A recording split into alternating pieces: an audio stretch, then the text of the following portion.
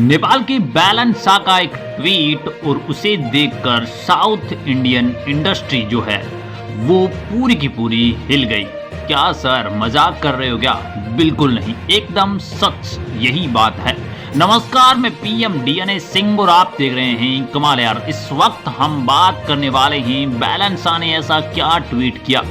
Actual में आदि पुरुष जो कि अभी मूवी आने वाली है उसके अंदर ऐसी क्या दिक्कत लगी बैलेंस शाह को, जबकि पूरा बैंड या फिर ऐसे कहें कि नेपाल के अंदर इस इंडस्ट्री को ही कहीं ना कहीं सीज करने की बात कर दी गई या फिर ऐसे कहें कि बायकॉट करने की बात कर दी गई।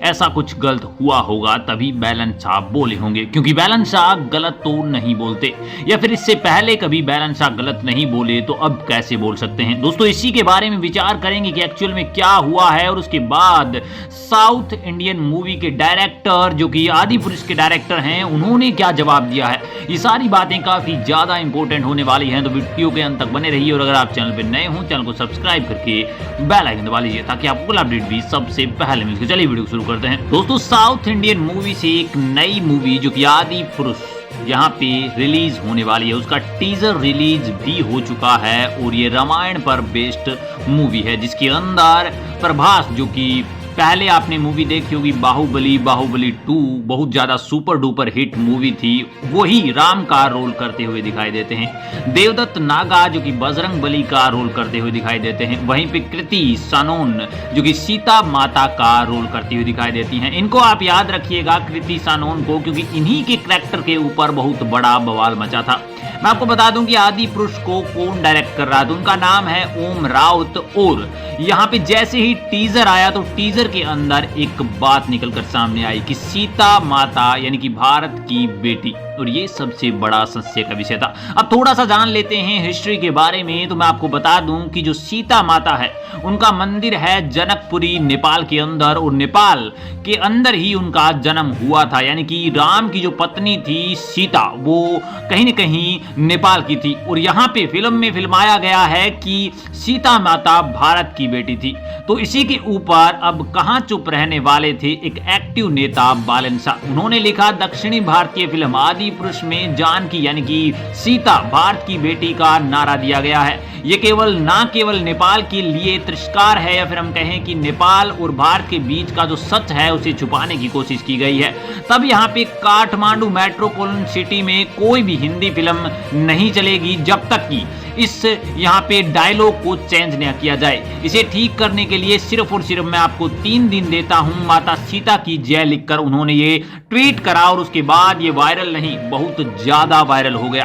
कहीं ना कहीं नेपाल के अंदर ही नहीं बल्कि पूरे इंडिया के अंदर भी ये बात फैल गई कि आदि पुरुष के अंदर जो सीता का रोल फिल्माया गया है वो कहीं न कहीं गलत रिप्रेजेंट किया गया है। मुझे ऐसा भी लग रहा है कि शायद डायरेक्टर को पता नहीं होगा, और उसकी दूसरी वजह ये भी हो सकती है कि पता होते हुए भी उन्होंने ये यूज करा होगा, लेकिन उन्होंने ये नहीं सोचा होगा कि इतनी ज्यादा बड़ी कंट्रोवर्सी भी हो सकती है। उसके जस्ट बाद ओम रावत का यहाँ पे ट्वीट आता है। वो कहते हैं कि हमने ये जो सीता माता भारत की बेटी है या फिर जानकी भारत की बेटी है का जो नारा वाला डायलॉग है वो हटा लिया है। और इसके बाद तो फिर से एक बार यहाँ पे चर्चाओं में आ जाते हैं बैलेंस शाह। हमें पता है कि बैलेंस शाह कोई भी काम करते हैं तो उसके पीछे पूरा नेपाल खड़ा हो जाता है, और उन्होंने जब से ये ट्वीट करा ये बात खुद ओम राउत भी जानते थे कि अगर यहाँ पे बैलेंस शाह ने ये काम कहा है या फिर हम बैलेंस शाह ने ये ट्वीट करा है तो इसका मतलब ये है कि पूरा नेपाल उनके साथ है। और हमारी आदि पुरुष जो कि हर जगह रिलीज होने वाली है, नेपाल में तो ऑफकोर्स होने वाली है क्योंकि हिंदुज्म कंट्री है और वहां पे रामायण को कौन नहीं देखेगा, बिल्कुल यही जानते हैं। तो इसी के लिए यहाँ पे राउत ने अपना एक्शन स्टिक लिया और 3 दिन का समय दिया था, जहां पे बैलेंस शाह ने उसके जस्ट मैं कहूं कि 11-12 घंटों के अंदर ही अपना डिसीजन लेकर सुना दिया कि हमने इस फिल्म से वो डायलॉग ही गायब कर दिया है। अब यहाँ पे बात ये रहती है कि क्या उस डायलॉग की जगह ये कहा जाएगा कि जानकी है वो नेपाल की बेटी है, या फिर उस डायलॉग को कहीं न कहीं ट्रिम कर दिया जाएगा इस फिल्म से ही, या फिर ऐसे कहें कि इस फिल्म में ऐसा कोई नारा नहीं देखने को मिलेगा जिसमें ऐसा सुनाई दे हमें कि जानकी माता नेपाल की बेटी है या फिर भारत की बेटी है, ताकि किसी भी प्रकार की कोई कंट्रोवर्सी ना हो। लेकिन बैलेंस शाह ने एक बार फिर से ये यहाँ पे साबित करके दिखाया है कि वो आज भी और किसी भी वक्त भी अपने जो यहाँ पे हम कहें कि अपनी मनमानी करते हैं या फिर किसी प्रकार की त्रुटि करते हैं उसको सहन नहीं करेंगे। वो हर समय नेपाल के पक्ष में खड़े रहेंगे, नेपाल के लिए जो भी वो कर सकते हैं वो करके दिखाएंगे। दोस्तों बालन शाह के इस ट्वीट के बारे में और उसके बाद आए ओम राउत के इस ट्वीट के बारे में आपकी क्या राय है, अपने विचार कमेंट सेक्शन में। चलिए आज के लिए इतना रखते हैं, आगे नया अपडेट मिलता है फिर आपके सामने हाजिर होंगे। तो वीडियो को लाइक कीजिए, शेयर कीजिए और अगर आप चैनल पर नए हो चैनल को सब्सक्राइब करके बेल आइकन दबा लीजिए ताकि आपको अपडेट भी सबसे पहले मिल सके।